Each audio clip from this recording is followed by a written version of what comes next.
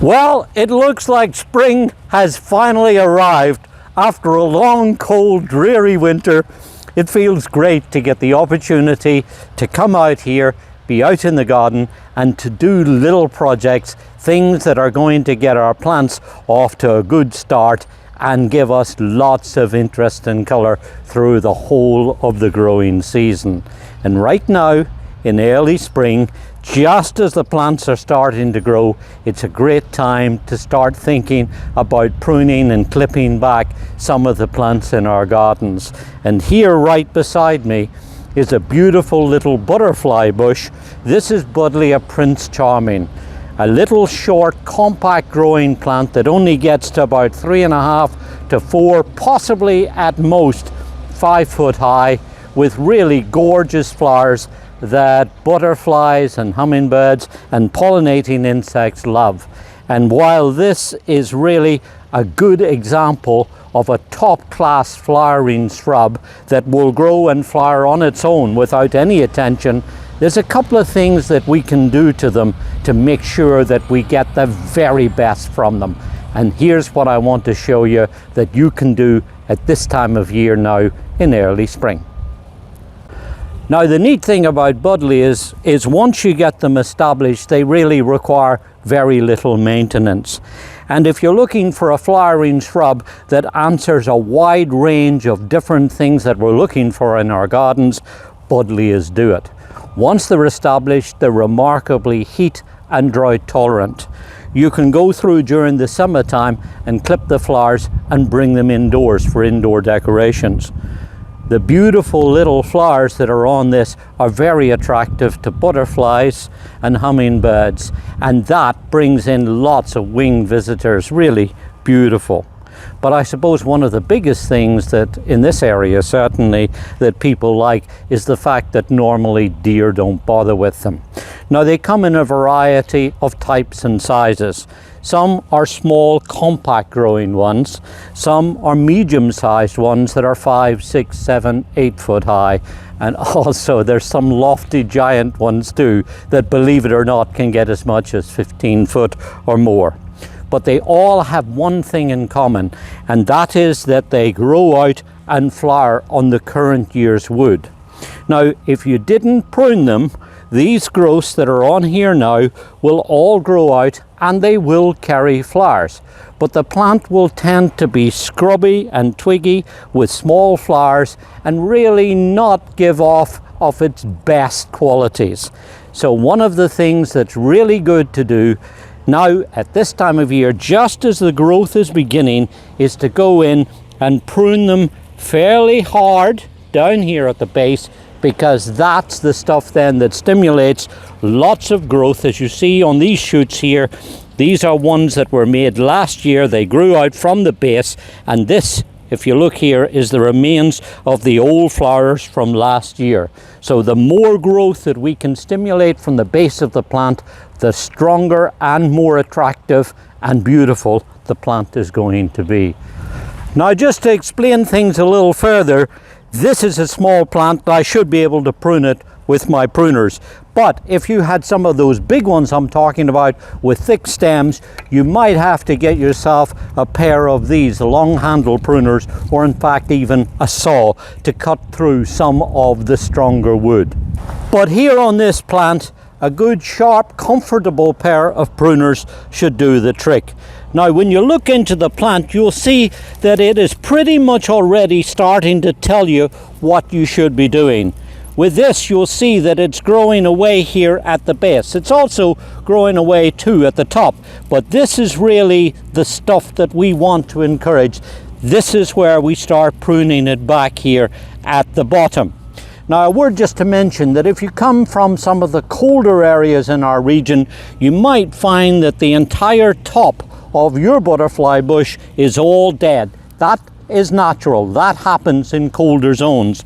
But the crown, the root of it down here, should be alive, and you should start to see some young growth here coming out from the bottom.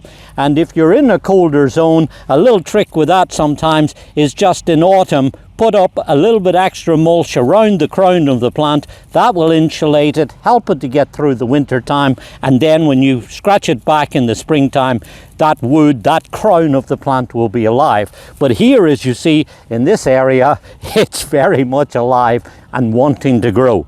So with pruners, you go in and you cut back these stems, in this case about 5 or 6 inches from the ground. If you were having a stronger growing, bigger plant, you might come up to about 9 or maybe 12 inches from the base.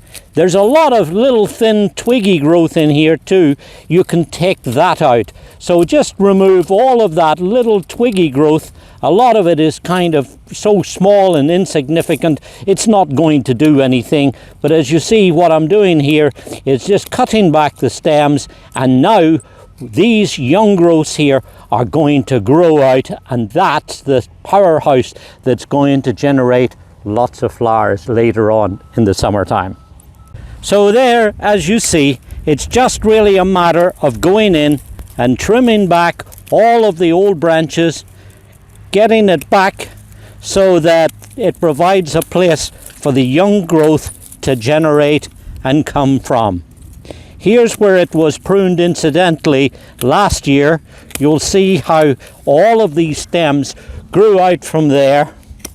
And as you see, I'm just really working my way around the plant, giving it a fairly serious chop back, and that will generate lots of nice, strong, vigorous growth and gorgeous raspberry pink flowers that of course is going to be packed with lots of nectar that's going to be highly attractive to all sorts of gorgeous butterflies and hummingbirds and pollinating insects too.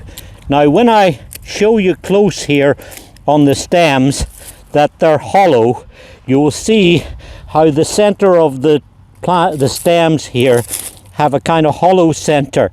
That's not really so much to worry about, but it is one of the reasons why I like to do this in early spring, so that there's the minimum amount of period of water and rain and freezing conditions on the hollow stems, because when that happens you might get some dieback. But by doing it now, when there's plenty of growth happening from the clump, that means that these will very quickly grow away and provide a nice, strong, healthy, vigorous plant. And then, after you've cleaned away your trimmings, the last thing to do is to just give it a dressing with a well-balanced fertilizer. At this time of year, when you put this on, it will very quickly start working in the soil, supplying nitrogen, potash and phosphate, and also the little trace elements too.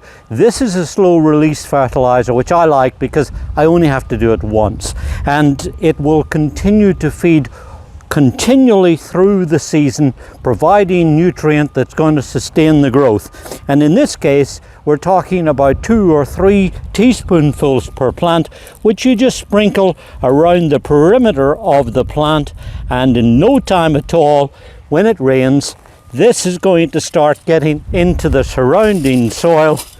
It's going to get those roots going. It's certainly going to get those shoots going. And then we're going to get lots and lots of gorgeous, larger than usual flowers. That's going to be an absolute picture during the summertime. This is David Wilson. Enjoy your gardening. It's good for us, and it's very good for our environment too.